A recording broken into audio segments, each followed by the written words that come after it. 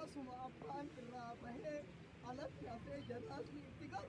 وهي الفاتة وقل سكين رب الشهارة رمو آمين أخصم ماتي بلأ أرقداني أمتك بلأ رب صبري هاكينو رواس بل أراد إرمي كل جيش إن شاء الله واجه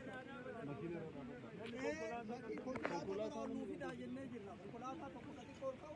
كافي فدوبان كلاتة نوفيدا لا أيوني بقول دلني شاجين فالله رفاجراني أغاسي كاوني جنو أبولي سكين نكادو إكانا واني قدو قبنو جرا يكي دبري إني توقع أرارا ما إساك دجو مجا إني جرا واني إساقو قبنو ربي أبولي سكين نكنا ها أرارمو ربي إساها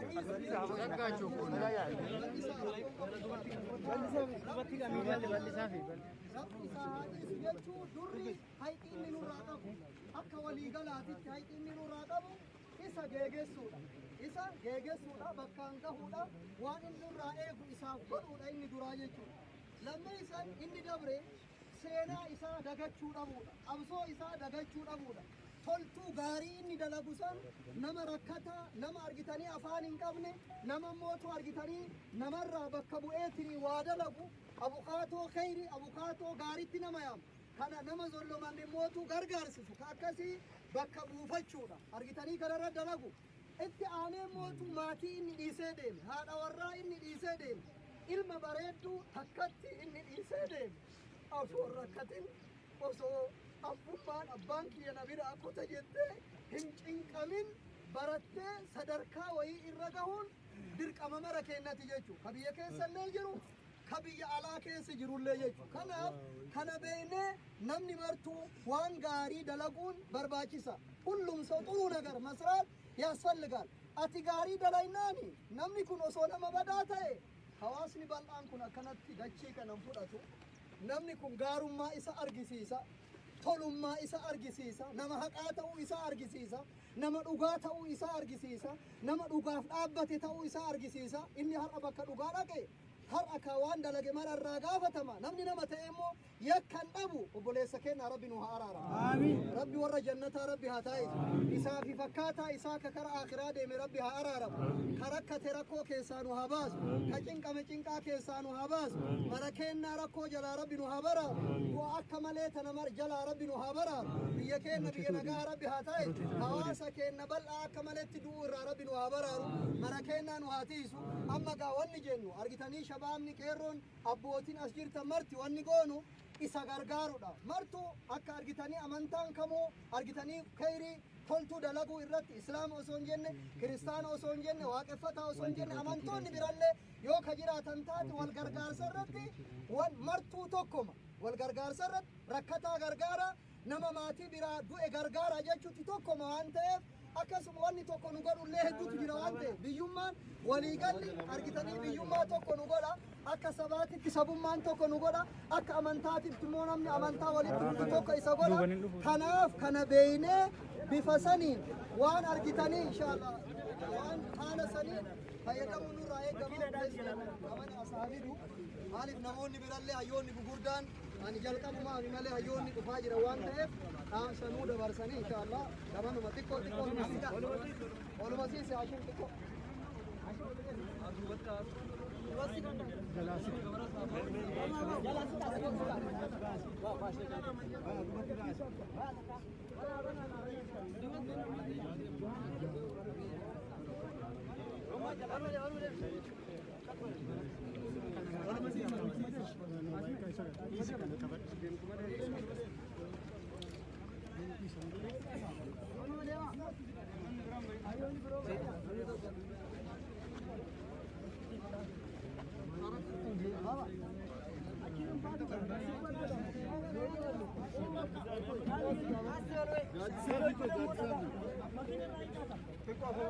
Ila bota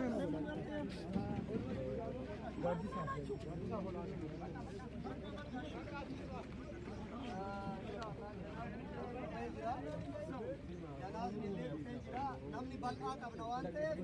warra qabbarullee bal'aa qabna akkasuma mootuu namoota asirratti dhaamsa dabarsuu qaban hayyoota gugurdaa yoo gaa dhufaa jiraatan Sheekh Haji Ibrahim hooggansa majlisa naannoo Oromiyaadha dhufanii as jiranii hayyoonni hedduun doktoroota hedduutu as keessa jira kanaaf obboleessa keenya nagaa gargaarsi isaa goonu gargaarsa lama jechuudha argitanii lamaan inni dura galata keessan rabbi isin haa deebisu marti keessan hawaasni bal'aan bifa kanaan hayyuu guddaa kana hayyuu beekamaa kana hayyuu argitanii ubira taree hawaasaaf bal'aadhaaf dhaabate kana haala kanaan itti bahanii wajjin dhaabachuuni waan nama galateeffachiisu rabbilleen isin haa galateeffatu namni nama galateeffatu marti isin haa galateeffatu isin hin jedhu kanatti aansee sammuu rabbitti nu haa araaramu kanatti aansee kallattiin obboleessi keenya kun nama khayrii garagaraa toltuu garagaraa namoota rakkataa gargaaruudhaan bira dhaabachuudhaan mirgi isaa akka kabajamu gochuudhaan al duratti dalagaa guddaa dalagaa ture ka ammallee dalagaa osoo jiru kara akhiraa deeme ta'uun beekamaadha namni kun yoo seenaa irraa himan mana sirnaa hin qabu jedhan as keessatti mana seeraa mana sirnaa hin qabu jedhan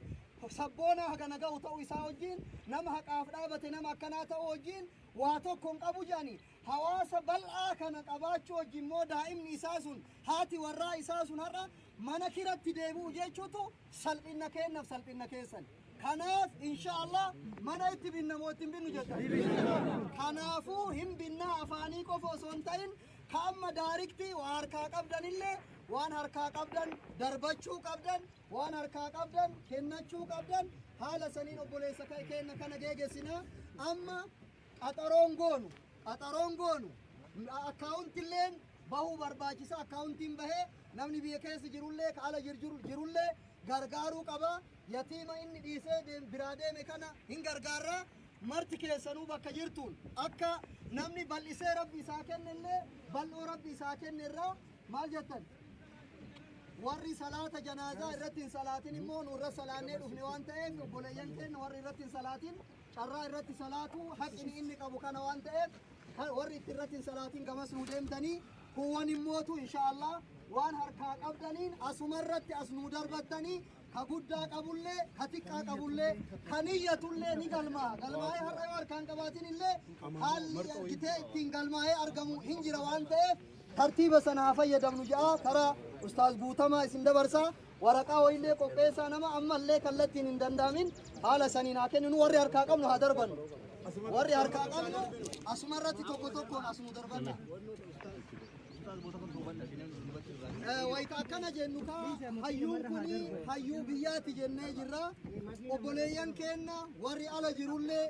argitanii ka biyya keessa jirullee waliin dhaabatee yatiima inni dhiisee deeme kana tasa biraa du'e kana gargaaruun dirqama mara keenya waan ta'eef akka dandeettii keenyatiin haa gargaarru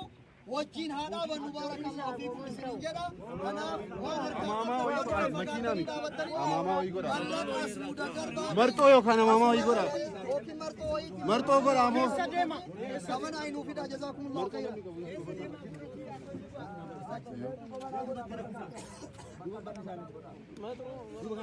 شرطه بربادة جبري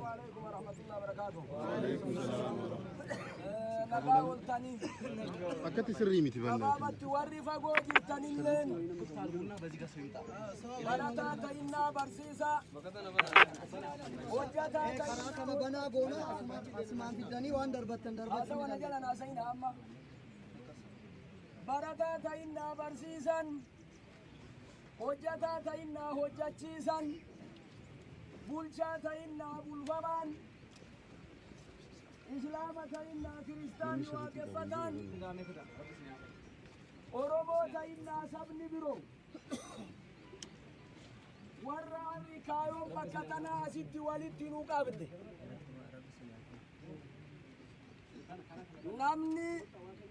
suutilleen tasa ta'u wajji tasa ta'u wajji شريتي قبتي جولين كي سادمتو شريتي قبتي جولين كي سادمتو yeroo haganaa keessatti أسكن haala kanaan asitti argamuun أسكن قد كافي dalagaa namni kun hojjate ni qabeessa nu galanaa sa'ina dalagaa namni kun hojjate ni qabeessa nama namaa gadi jiraatu hin qabna akka namatti nama ufii jiraatu hin qabna nama garaa jiraatullee baay'ee qabna. Nama eeganaa biyyaa jiraatu, hawaasaa jiraatu, sabaa jiraatutu xiqqaate. Abdul Jabbaar namoota muraasa ufiin jiraatiin kalammii jiraatan, ka biyyaa jiraatan, ka dhugaa jiraatan keessaa nam tokko. Ragaan Rabbi, ragaan hojii isaati, ragaan hawaasa isitti asitti argamtan kana. Oromoon akki jedhee mammaaku haga abbaan gahu ulfinni gayaa jedhan ufillee haasa'uufii miti, haasawaan marri beekaa miti, callisaan marrillee wallaalaa miti. Hayyoota as keessa jira kallattii maraanu amantiinis barnootanis uumaa eeganaa beekumsa uumamaanis hayyummaanis nama hedduutu as keessa jira. Carratu na godhee isin dura na dhaabe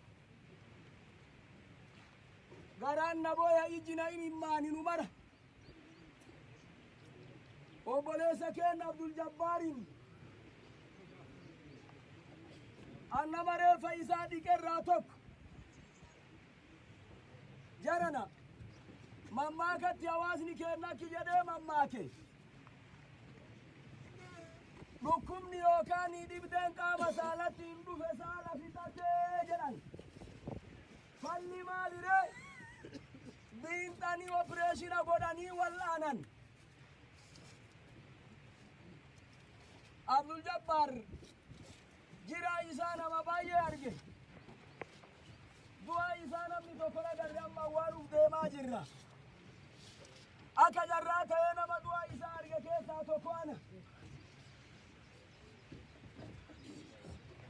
Waan amma reefu agarre keessaa warri achi turtan argitan, warri as turtanii jettanillee qabrirra turtan hedduu akka isinirraa janaasni reeffi ture beekama. Maaltu nu tursiise? Dhiiga isaattu yaa'ee cituu dide. Dhiiga keeti duyda duuba kanaa bakka hedduu meeshaa qara qabuun dhawame. Allahu Akbar. Allahu Akbar. Hurrii baay'een nutti bu'e. Hurriin tunillee nurraa bariiti. Kana ragaan kiyya immoo gurbaan mana warri opereeshina godhellee ifa kuunoo asareeta jala opereeshina godhanii haga handhuuratti biinxan. Suni qaama yaalaa doktortootatti quba qaba maaliif akka ta'e naan galle. Garuu haasawa tokko waan eegana argitanii ragaa qulqulluu qabatuu waan maltaniif nama kanatu akka biyyatti nama keessan biyya yoo jedhu wajjin qabna. Itoophiyaa baana wajjin qabna. Oromiyaallee wajjumaan qabna. Namni kunilleen isinii jecha eeganaa waan kana mudate. Namni ajjeese Rabbii ifa. Dhuunfan ajjeese, gamtaan ajjeese, qaamni wayii ajjeese. Kana bifa kanaan rukutama isaa nu warri janaaza isaa reeffa isaa duubarra dhugeedhaan dhiqee agarre. Sun achitti mana. The next one. Kanaaf wanni beekanii wallaalle beekaa maraa walitti beekumsa Rabbiitu jira. Abbaa aangoo maraa walitti mootummaa Rabbiitu jira. Intaru dhaabata.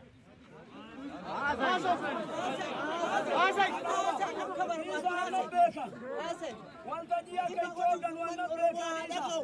isaan illee wanti waan kana jedhanii amma